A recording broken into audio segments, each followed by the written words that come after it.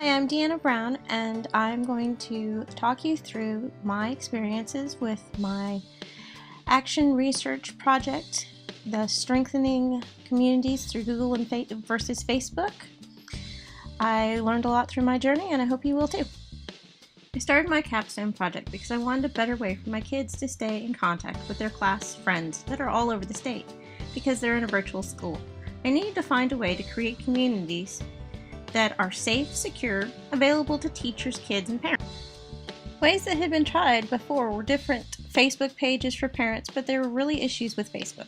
They're overwhelming with games. They have constantly changing privacy settings. There's no way to meet online and personally connect, at least not in a larger than one-on-one person.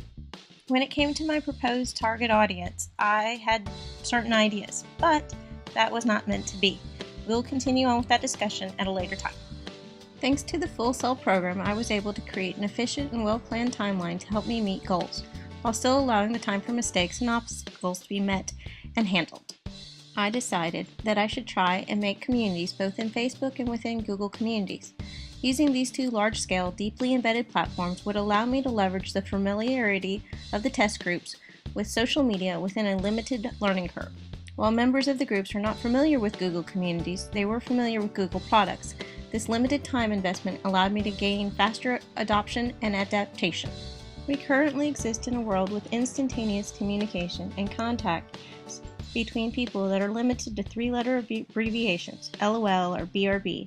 With so little human contact and with our world having an increased technological backbone, developing those human connections has become increasingly infrequent. Keeping this in mind, the development of communities is no longer a grassroots effort alone with handshakes and drinks at the local watering hole. With this project, I hope to make it a possibility to say hello from 7,000 miles away while having your preferred drink in your house, while still developing vibrant and substantial communities.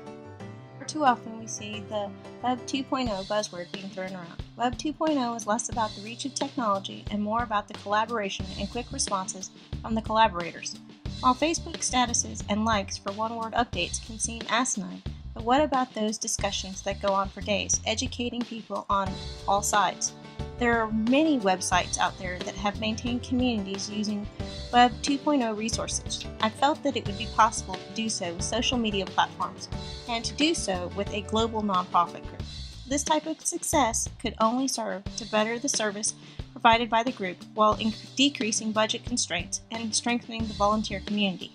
During the course of my action research project, I have had to change the focus 2 times. With the 2 changes and initially a literature review had to be done to develop the foundation for the project. While the members of the project changed, the focus of community development did not. With each delve into the world of research, common themes developed, no matter what participants were the focus on the project. These similarities were focused upon during the research review and become foundation elements when developing the experimental design of the project. Communication is the key to developing a vibrant community, but not the sole part of it. A common purpose and a group understanding and buy-in to that purpose are both vital. In my literature review, I've discovered that the process improvement is a necessary step, and through my capstone, I will show that it is not an extra step, but a necessary. With many process improvements, the largest enemy seems to be time. With limited amount of time devoted to the task of improving communications and developing strong communities of practice, there are often cut corners. These shortcuts only serve to limit the effectiveness of the process, sometimes even sabotaging it in total. In any situation where cooperation can improve a scenario, you must deal with the biases that enter the relationship first. It's difficult to recognize these, but when they are identified, every effort should be made to remove them to increase the clarity of communication and the depth of the partnership. In the literature review, I found a community of practice needs to be created because that is another way to have open and free communication, because it is fully understood that all parties are working for the same goals. Community of practice is a partnership between 2 or more groups working towards a common goal. It also represents the tearing down of barriers and letting down of the guard between the parties to find ways to work together. Now for the project, strengthen communities through Google versus Facebook. Which one's going to win out? I came out of the gate believing I was going to be able to work with my son's class and the families, but it turned out that that did not work, nor did it work to use my next target audience, the National Guard families. I thought of them for the same reason I thought of my son's class. The families are all over the state, but because of unit command and public relations regulations, that fell through.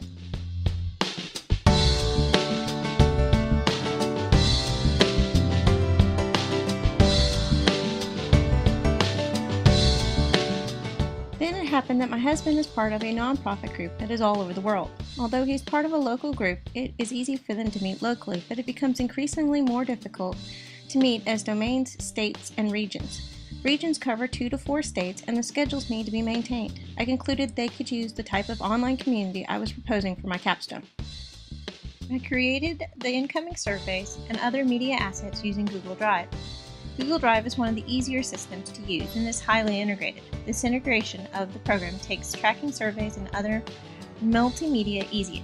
This ease of tracking and creation was the primary reason it was chosen. I was also able to create a learning management system, or at least work inside Schoology and create my own classroom for my online learners, so that since I couldn't be everywhere at one time, they would be able to take the classes and be able to use the system to teach themselves. And then started Cycle 1 after creating their Google community page along with the private Facebook group. Knowing there were more people in the group that were comfortable with Facebook, I started with Google Communities, hoping to remove some of the preset biases from all parties, the ones who liked it and who did not like Facebook. With the nonprofit being more familiar with Facebook, there are fewer questions submitted beyond what was addressed in the initial documents and multimedia. In the case of Google Communities, there were more questions because it was unfamiliar territory. While the group members did have to learn how to construct a business environment inside of Facebook, they did not need any training on how to interface with it, unlike the classes needed with the Google Communities limitations and abilities. The nonprofit liked using the Google Communities because they felt like they had control over the page and the ability to plan events either online or in person. That allowed for reminders to go out, also posting the link of an online event right there on the same page. After completing the Google cycle, or Cycle 1, I started the Facebook cycle, or Cycle 2. I asked the group to use Facebook the same way they use Google Communities. They found they could, but because of privacy, it was harder to monitor the additions to the group. Also the fact that only certain people in the group could add events. There was no way to create events online without going into an outside site to create them and then place the link. There is also no easy way to share documents that need to be adjusted by the group. At the end of the 2 cycles, the majority was won over by Google Communities. More felt better connected to the group as a whole. In the future, I'd like to see my research published in the Social Media Monthly. It is one of the foundational steps I'd like to take. While I could publish in a more scientific journal, I feel it would limit the exposure of the research. With a more mainstream journal, this would allow the research to reach more people, and these people in turn could reach out and duplicate the research in their own fields. If these duplicated research projects mirror my own experimental design, it would give further data on how applicable the research is in various fields. With this data in hand, perhaps pressure could be placed to move social media in more of a direction that would create a vibrant, work-focused community. While doing this type of outreach, I would also like to begin developing a community within the online schools that has sprung up in my state in the last few years, including the one that my children attend. I feel this type of community engagement would only serve to deepen and enrich the experience for the student body population.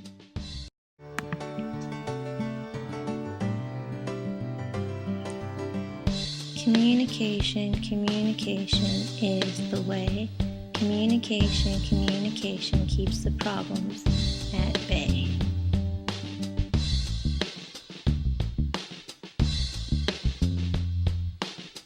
Social media can connect us all. Virtual communities standing tall. Your left, your virtual left. Virtual left, now pick up the step. Communications is the way. Communications keep the problems at bay.